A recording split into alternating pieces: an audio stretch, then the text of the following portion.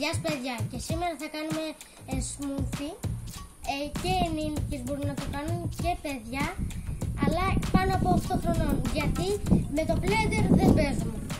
Οπότε ξεκινάμε. Κόβουμε μία μπανάνα.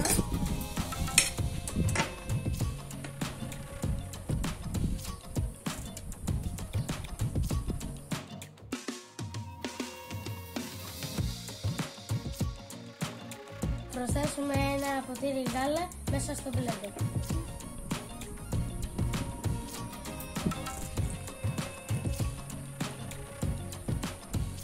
Θα ρίξουμε μια μεγάλη κουταλιά από την σοκολάτα σισίνη μόνο.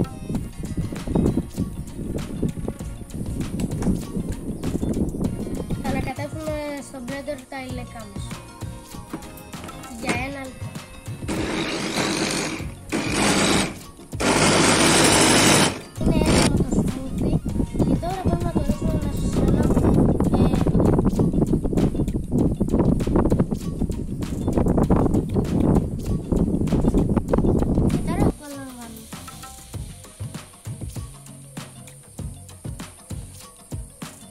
Είναι πολύ ωραίο. Να το δοκιμάσετε. Να κάνετε subscribe και like. Τα λέμε σε άλλο βίντεο. Τα λέμε.